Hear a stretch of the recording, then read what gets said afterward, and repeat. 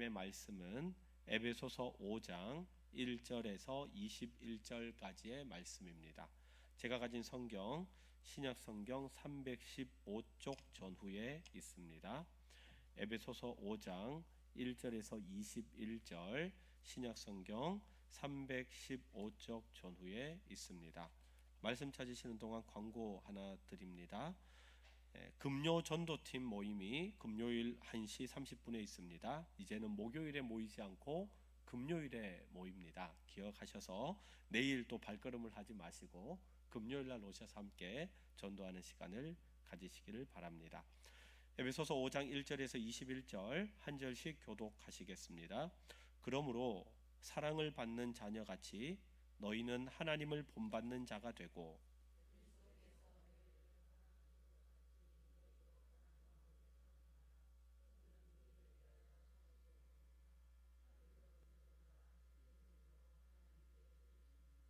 음행과 온갖 더러운 것과 탐욕은 너희 중에서 그 이름조차도 부르지 말라.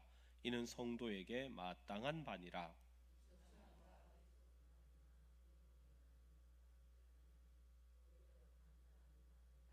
너희도 정녕 이것을 알거니와 음행하는 자나 더러운 자나 탐하는 자 곧 우상 숭배자는 다 그리스도와 하나님의 나라에서 기업을 얻지 못하리니.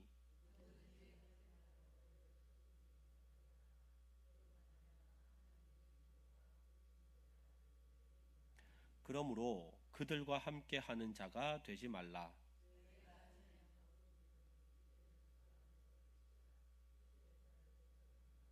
빛의 열매는 모든 착함과 의로움과 진실함에 있느니라.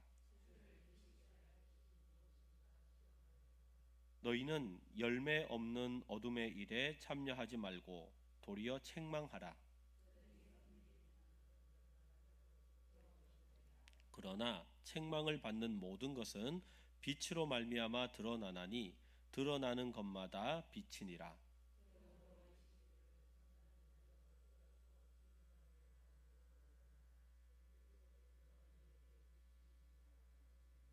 그런즉 너희가 어떻게 행할지를 자세히 주의하여 지혜 없는 자 같이 하지 말고 오직 지혜 있는 자 같이 하여 그러므로 어리석은 자가 되지 말고 오직 주의 뜻이 무엇인가 이해하라.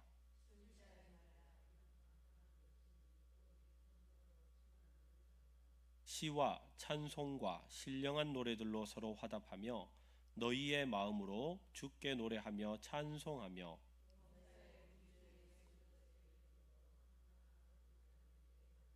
함께 읽습니다.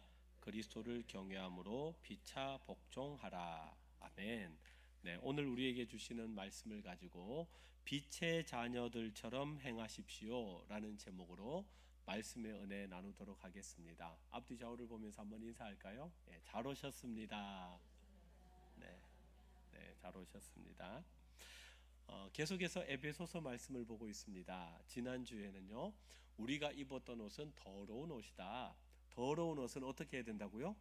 벗어야 되죠. 씻어야 되죠. 그죠? 그리고 그리스도 안에서 우리가 어떤 옷을 받았다? 새 옷을 받았다 그랬어요. 새 옷을. 네.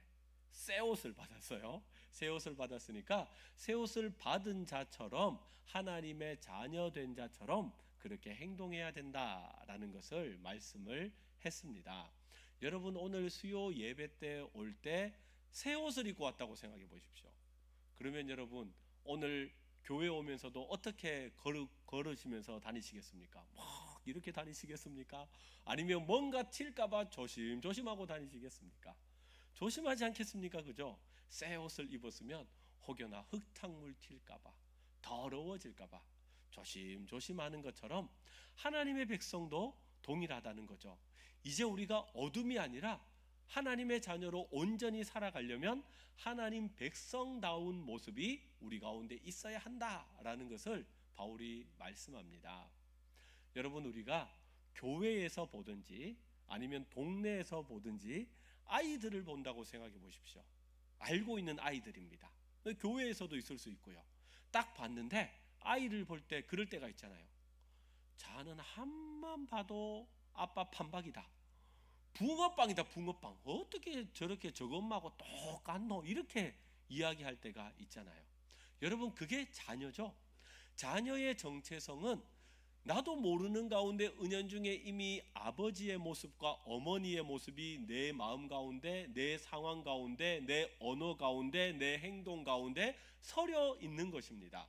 여러분 우리가 하나님의 자녀입니다. 그러므로 우리의 삶 가운데, 우리의 모습 가운데, 우리의 언어 가운데, 우리의 온 삶 가운데 하나님의 자녀의 모습이 있으시기를 주의 이름으로 축원합니다. 그래서 바울이 오늘 말씀 5장을 시작하면서 그걸 이야기하는 거예요. 5장 1절을 보니까 이렇게 말씀합니다. 그러므로 사랑을 받는 자녀같이 너희는 누구를 본받는 자가 되고 하나님을 본받는 자가 되고, 그죠? 하나님을 본받아야 된다. 여러분 우리는 하나님의 자녀이기 때문에 세상의 것을 쫓아다니면 안 됩니다. 세상의 것을 배우면 안 됩니다. 하나님의 것, 말씀을 중심으로 해서 하나님을 닮아가는 하나님의 자녀가 되어야 합니다. 그 모습을 바울은 오늘 말씀에서 무엇이라고 얘기하느냐? 빛의 자녀라고 그랬어요. 빛의 자녀. 빛의 자녀답게 살아야 한다. 그러면 어떻게 살아가는 것이 빛의 자녀처럼 살아가는 것인가? 오늘 말씀을 통해서 영적인 지침 3가지를 이야기합니다. 오늘 빛의 자녀로서의 영적 지침 3가지가 무엇인가 함께 살펴보겠습니다. 첫 번째는요, 빛의 자녀는 사랑 가운데서 행하는 삶이 하나님을 본받는 시작입니다. 여러분 하나님은 당신의 백성을 사랑하십니다. 믿으시면 한번 아멘 하시기 바랍니다. 여러분 하나님은 우리를 너무너무 사랑하세요. 그래서 하나님을 본받는 성도라면, 빛의 자녀라면 우리의 모습 가운데 어떤 모습이 있어야 된다? 사랑하는 모습이 있어야 된다라는 거예요. 사랑 가운데서 행하는 모습이 있어야 된다. 오늘 본문 2절 상반절을 보니까 그리스도께서 너희를 사랑하신 것 같이 너희도 사랑 가운데서 행하라 라고 얘기를 했습니다. 여러분 성경이 얘기라는, 말씀이 얘기라는 이 사랑이라는 것은 내 마음대로, 내 기분대로, 내가 행복할 때, 내가 하고 싶을 때 하는 것, 이것을 이야기하지 않습니다. 이미 사랑의 본은 누가 보여주셨어요? 예수님이 보여주셨어요. 예수님이. 하나님의 아들이신 그분께서 우리를 너무 사랑하셨어요. 하나님이 세상을 이처럼 사랑하셨다 말씀하셨습니다. 주님은요, 때로는 우리가 배반을 하고, 때로는 우리가 주님을 모른 척하고, 그럴지라도 주님은 우리를 끝까지 사랑하셨어요. 이것이 성경이 말씀하는 사랑입니다. 주님께서 이 땅 가운데 자신을 향기로운 제물로 우리를 위해서 다 드리셨습니다. 그러므로 이 주님이 말씀하시는 희생적인 사랑은 그냥 잘해준다 이 정도가 아닙니다. 세상 사람들도 나에게 잘해주는 사람을 사랑한다, 그건 세상에서도 다 하는 거예요. 그것이 아니라 어떻게 보면 나를 어렵게 하고 나를 힘겹게 하고 나에게 눈물 쏟은 일을 만드는 사람이 있을지라도 그 사람을 사랑하는 것, 변함없이 사랑하는 것, 그것이 성경이 말씀하는 빛의 자녀로서 사랑을 행하는 자의 모습이다라고 이야기합니다. 쉽지 않죠. 그런데 그것도 쉽지 않은데 그 일을 하지 못하도록, 사랑을 하지 못하도록 방해하는 것들이 있다라고 말씀합니다. 오늘 말씀 3절과 4절을 보면 이렇게 말씀합니다. 함께 읽어볼게요. 시작. 음행과 온갖 더러운 것과 탐욕은 너희 중에서 그 이름조차도 부르지 말라. 이는 성도에게 마땅한 바니라. 누추함과 어리석은 말이나 희롱의 말이 마땅치 아니하니 오히려 감사하는 말을 하라. 아멘. 3절을 보면요, 무엇에 대해서 얘기를 하는지 하면 음행과 온갖 더러운 것과 탐욕 그랬어요. 몇 가지예요? 3가지예요. 그죠? 근데 원어적으로 보면 2가지입니다. 2가지. 음행과 온갖 더러운 것이 하나예요. 한 세트예요. 음행과 온갖 더러운 것, 그 다음에 탐욕을 하지 말아라, 이렇게 이야기를 합니다. 음행과 온갖 더러운 것의 특징은 무엇인지 하면 상대방을 인격적으로 대하지 않는 거예요. 내가 상대를 압니다. 상대방을 통해서 사랑한다라고 얘기를 하지만 상대방을 나의 필요와 나의 유익을 위해서 그것을 억지로 얻으려고 하는 거예요. 관계를 가지고 친구와의 관계 아니면 여러 일터와 직장인의 관계, 여러 가지 그 관계를 나의 이익을 위해서 수단으로 삼는 겁니다. 이것을 다른 말로 쉽게 이야기한다면 착취예요. 착취. 나에게 유익이 되고 나에게 기쁨이 되기 위해서 무조건 내가 이걸 가지고 내가 나에게 도움을 받아야 되겠다 하는 착취. 그것이 온갖 음행 그리고 온갖 더러운 것이다 라는 말입니다. 탐욕은 뭔가? 탐욕은요, 상대방과 상관이 없이, 상대방의 기분과 상관없이 나만의 만족을 위해서 상대방을 소유하려고 하는 마음입니다.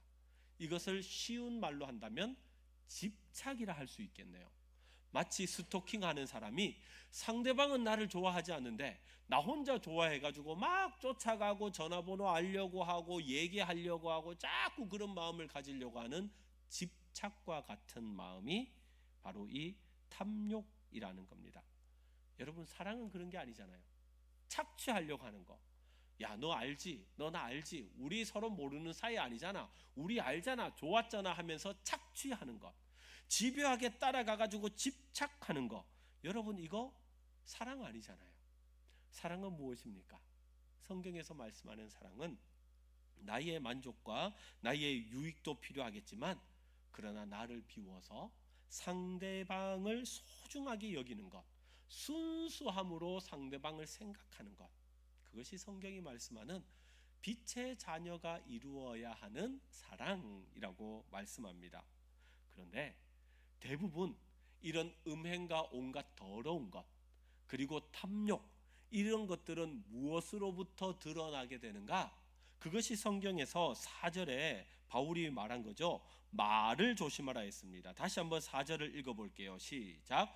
누추함과 어리석은 말이나 희롱의 말이 마땅치 아니하니 오히려 감사의 말을 하라. 아멘.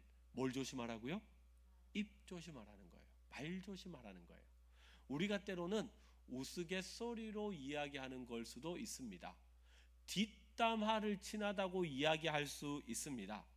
너만 알고 있어? 라고 얘기를 하면서 이야기할 수도 있습니다. 그런데 그거 하지 말라는 거예요. 조심해야 된다는 거예요.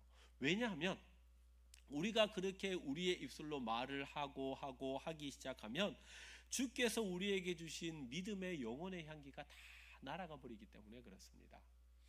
여러분, 제가 목양실 화장실에 디퓨저 있잖아요. 디퓨저, 향 나는 거. 그걸 다 갖다 놓았습니다. 처음에 이제 사가지고 뚜껑 딱 뜯어가지고 이렇게 꼽는 거 가지고 딱 꽂고 탁 놔두니까요, 냄새가 우와, 냄새가 얼마나 잘 나던지요. 좋다. 그런데 한 며칠 지나니까 냄새가 다 날아가 버렸어요. 이미 안에 액체는 있지만 그 액체 알코올 안에 향료가 있거든요. 향이 나게 하는 거 다 날아가 버렸어요. 뚜껑을 열면 날아가는 겁니다. 여러분, 우리 인생 가운데 그리스도께서 우리에게 주신 아름다운 영혼의 향기를 날아가 버리게 만드는 게 우리 입이라는 거예요. 그래서 입을 조심해야 된다. 희롱의 말을 하지 말아야 된다. 누추하고 더러운 말을 하지 말아야 된다. 왜요? 그렇게 할 때 성령께서 우리에게 주신 그 아름다운 모든 것들이 다 날아가 버리게 하는, 쏟아내 버리게 하는 방법이기 때문에 그렇습니다. 그래서 우리 그리스도인들은, 빛의 자녀는 어떤 말을 해야 되느냐?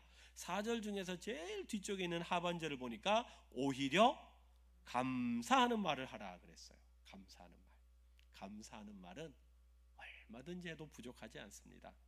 우리의 입술을 탐욕의 도구로 사용해서 음행과 온갖 더러운 것과 탐욕이 드러나는 것으로 사용하는 것이 아니라 우리의 입술을 지키고 우리의 입술을 통하여 감사의 말을 함으로 인하여 주께서 우리에게 원하시는 그 빛의 자녀, 새 옷을 입은 자의 모습으로 오늘 이 하루도 또한 남은 이 한 주간도 살아가시는 우리 성도님들 되시기를 소망합니다. 두 번째는요, 빛의 자녀는 어둠의 일을 벗고 빛의 열매를 맺는 삶을 살아야 합니다. 여러분, 우리가 변화된 하나님의 백성이 되었다면 이제는 우리의 정체성이 달라졌구나. 나는 이제 하나님의 백성, 빛의 자녀가 되었구나 라는 이 빛의 자녀의 확신을 가져야 합니다. 오늘 말씀 가운데 그것을 기억하라 라고 8절에서 이야기합니다. 8절을 읽어볼게요. 시작. 너희가 전에는 어둠이더니 이제는 주 안에서 빛이라. 빛의 자녀들처럼 행하라. 아멘. 바울은요, 우리가 단순히 이제는 어둠 속에서 빛을 조금 빌려온 존재가 아니라 이제 우리 마음 가운데 누가 살아 계세요? 성령 하나님께서 계시는 줄 믿습니다. 그렇기 때문에 여러분, 우리도요 빛을 발하는 존재가 되어야 된다. 빛의 자녀다라고 이야기합니다. 여러분, 새벽 예배를 드리잖아요. 제가 새벽에 일어나서 제일 먼저 하는 것은 무엇을 찾습니다. 뭘 찾는지 하면 핸드폰을 찾습니다. 무슨 일이 있나 보려고 하기보다 또 가족들이 또 여러 명 있다 보니까 핸드폰 들고요, 핸드폰 플래시를 탁 하고 켭니다. 그런데요, 그 핸드폰에 달려있는 조그만 그 플래시만 하더라도요, 깜깜한 그 새벽에 천장을 향해서 쫙 쏘면요, 우와, 방이 밝아집니다. 어디에 옷이 있는지, 어디에 양말이 있는지, 어디에 준비할 게 어디에 있는지 다 알게 돼요. 여러분, 아무리 깜깜한 곳이 있을지라도 빛만 탁 있으면 구석구석 안 보이는 것이 없이 다 드러나게 되는 것이죠. 여러분, 빛의 자녀는 이런 모습이라는 거예요. 빛의 자녀는 속이고 어둠 가운데 숨기는 것이 아니라 드러내는 모습이 있는 자가 바로 빛의 자녀의 모습입니다. 그래서 9절 말씀을 보십시오. 9절을 보니까 빛의 열매는 모든 착함과 의로움과 진실함에 있느니라. 아멘. 착함, 의로움, 진실함. 따뜻한 느낌입니까? 아니면 차가운 느낌입니까? 따뜻한 느낌이죠. 주께서 우리와 함께 하셔서 우리가 빛의 자녀로 살아가서 열매를 맺을 때 주께서 이 따뜻한 착함, 의로움, 진실함의 열매를 맺게 하십니다. 여러분, 우리는 빛의 자녀예요. 주께서 우리와 함께 하시고 우리 심령 가운데 성령 하나님이 살아계십니다. 그러면 이제는 은밀한 것, 어두운 것, 죄악된 것, 누가 보나 안 보나, 아무도 모를 거다 하면서 속이는 것, 이제는 우리에게 없어져야 하는 겁니다. 의로워져야 하는 거예요. 거룩해져야 되는 거예요. 그리고 진실함으로 하나님 앞에 살아가는 백성이 되어야 합니다. 오늘 이 밤 가운데도 우리가 빛의 자녀이지만 여전히 남을 속이고 여전히 어두움 가운데 있는 것 있습니까? 하늘의 하나님 앞에 다 내어놓는 오늘 이 저녁 되시기를 소망합니다. 어두운 밤에 빛이 비추이면 모든 것이 환하게 드러나듯이 하나님의 말씀의 빛이 우리의 심령 가운데 쫙 비춰지면 우리 마음이 보이는 거예요. 내가 한 주간 살아가면서 3일 동안 살아가면서도 내가 이렇게 살았구나. 주님, 회개합니다. 용서하여 주시옵소서. 빛과 어둠은 공존할 수 없는 거죠. 그래서 우리 인생도 그렇습니다. 그래서 빛의 열매를 맺는 삶은 어떤 삶인가? 10절을 보니까 이렇게 말씀했어요. 주를 기쁘시게 할 것이 무엇인가? 시험하여 보라 그랬습니다. 여러분, 하나님을 기쁘시게 하는 삶이 구체적으로 무엇입니까? 세상 사람들은 살아가면서 돈을 많이 버는 것, 명예를 얻는 것, 어떻게 하면 남보다 앞서갈까 하는 것을 살핍니다. 그런데 하나님의 백성, 빛의 자녀는요, 이제는 무엇을 위해 살아가는가? 어떻게 하면 하나님을 기쁘시게 할까? 나의 삶 가운데 결정을 해야 되는 상황이 있을지라도 어떻게 하는 것이 하나님이 기쁘시게 하는 선택이 될 것인가? 늘 그것만 생각하는 거예요. 여러분의 심령 가운데는 어떤 마음이 있습니까? 주를 기쁘시게 할 것이 무엇인가? 시험하여 보라. 주께서 우리에게 주시는 많은 선택과 많은 삶의 기로 가운데 주님께서 기뻐하는 것을 선택하는 빛의 자녀로서의 삶을 살아가는 우리 성도님들 되시기를 소망합니다. 그렇게 살아갈 때 우리 교회가 이 대연동에, 이 남구에 참된 빛의 등대의 역할을 감당하는 교회가 될 줄 믿습니다. 마지막으로 세 번째, 빛의 자녀는 세월을 아끼며 성령 충만한 삶을 살아야 합니다. 자, 바울은 마지막으로 이 시대가 어떠냐? 악하다고 얘기했어요. 악하다. 그러므로 빛의 자녀는 어떻게 살아야 하는가? 지혜롭게 살아가야 된다라고 얘기했어요. 오늘 말씀 15절과 16절 두 절을 읽어보겠습니다. 시작. 그런즉 너희가 어떻게 행할지를 자세히 주의하여 지혜 없는 자같이 하지 말고 오직 지혜 있는 자같이 하여 세월을 아끼라. 때가 악하니라. 아멘. 우리가 잘 아는 말씀이 있네요. 세월을 아끼라 그랬어요. 세월을 아끼라. 이 말이 원어적인 의미로 보면 어떤 말인지 하면 물건을 사듯이 기회를 사라라는 말이에요. 하나님께서 우리에게 지혜로운 삶을 원하시는데 그 지혜로운 삶이라는 것은 기회를 놓치지 말고 하나님이 주신 기회를 꼭 붙잡으라 라는 말이 세월을 아끼라 라는 말입니다. 성경에서 이 지혜로움에 대해서 가장 잘 나타내는 말씀이 있다면 마태복음 25장에 나타나는 그 열처녀의 비유일 것 같습니다. 그 당시에 결혼을 하고 신랑이 집에 올 때 늦은 시간에 오잖아요. 성경에 보면 열처녀가 있었습니다. 그 가운데 지혜로운 5처녀가 있었다고 했어요. 뭘 준비했어요? 기름을 준비했다 그랬어요. 기름을. 그런데 나머지 5처녀는요, 딱 기름이 있는데 요 정도 있으면 괜찮을 것 같아요. 요 정도 있으면 귀찮게 또 준비를 안 해도 될 것 같아요. 그래서 그냥 놓아 두었습니다. 그런데 신랑이 그날따라 늦지막하게 왔어요. 늦게 왔더니 어머나 어떡합니까? 기름이 다 떨어져 버렸네요. 기름이 없으니까 기름 찾아가지고 산만리를 다니지 않습니까? 그들은 잔치의 기쁨을 맛보지 못했다. 그런데 준비한 슬기로운 5 여인은 기름을 준비했고 등을 준비했으므로 잔치에 참여하였다 말씀하고 있습니다. 그러니까 기름을 준비한 것, 이것이 세월을 아끼는 방법이 되는 것입니다. 여러분, 어리석은 사람은 18절에 기록된 것처럼 술에 취합니다. 그리고 방탕하게 삽니다. 그러면서 나에게 주어진 시간들을 다 허비해 버립니다. 여러분, 술에 취하면 누가 나를 지배하며 살아갑니까? 술이 나를 지배합니다. 술이 나를 지배하면 내가 나의 의지로 살아가는 것이 아니라 인간의 본성 가운데 깊고 깊은 내면석을 보면 악이 있겠어요? 선이 있겠어요? 악함이 있습니다. 인간은 본디 악합니다. 원죄가 있습니다. 그래서 술의 지배를 받으면요, 내 마음 가운데 깊이 있는 죄의 본성이 다 나오는 거예요. 그 모습이 어찌 빛의 자녀의 모습이 되겠습니까? 방탕한 모습이죠. 그래서 성경은 무엇에 취하라고요?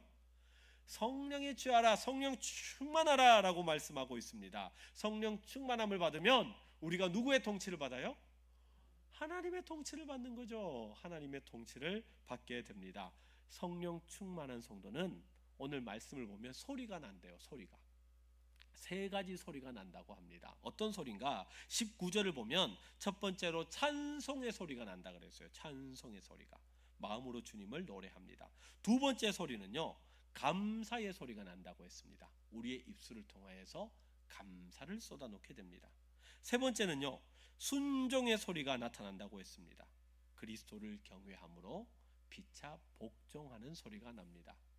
예전에 CF 광고에 그런 광고가 있었잖아요. 이 소리가 아닙니다. 저 소리도 아닙니다. 그죠? 여러분, 성령 충만한 사람에게 나타나는 3가지 소리가 뭐라고요? 첫 번째는요, 찬양의 소리가 나타난다고 했고, 두 번째는 감사의 소리가 나타난다고 했고, 세 번째는 순종의 소리가 나타난다고 했어요. 이 소리가 아닙니다. 이 소리입니다. 성령 충만함 이야기할 때 우리가 일반적으로 생각할 때는 성령 충만하면 무엇인가 체험이 있고 경험이 있고 특별한 무엇인가를 해야 된다라고 생각하지만 여러분, 성경은 그렇게 말씀하지 않습니다. 성령 충만함은 뭐냐? 이 3가지 소리가 나는 거예요. 내 입술에서 찬양의 소리가 나고요, 내 삶 가운데 감사의 고백이 있고요, 또한 교회와 가정과 삶의 현장 가운데 내가 사랑함으로 헌신하며 순종하는 삶이 있는 것을 보면 성령 충만한 사람이구나, 여러분 알 수 있는 것입니다. 악한 세상 속에서 세월을 허비하고 방탕한 삶을 사는 것이 아니라 성령 충만함으로 말미암아 주님께서 기뻐하시는 이 소리들, 찬송의 소리, 감사의 소리, 순종의 소리가 빛의 자녀인 우리들을 통하여서 들려지기를 주의 이름으로 축원합니다. 말씀을 정리하겠습니다.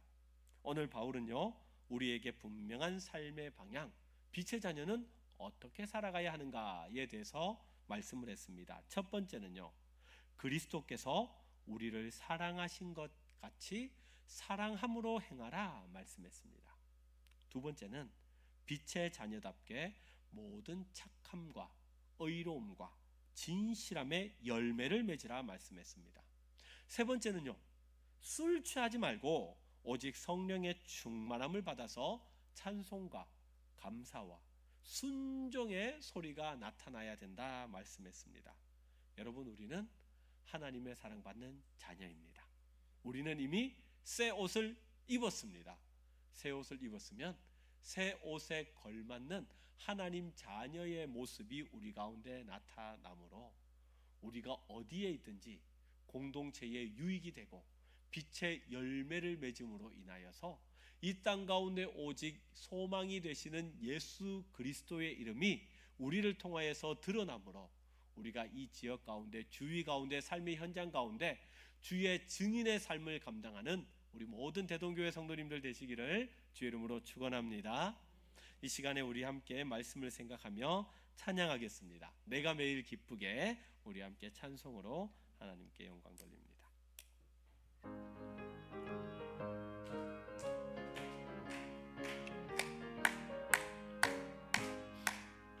내가 매일 기쁘게 순례의 길행함은 주의 팔이 나를 안보함이요, 내가 주의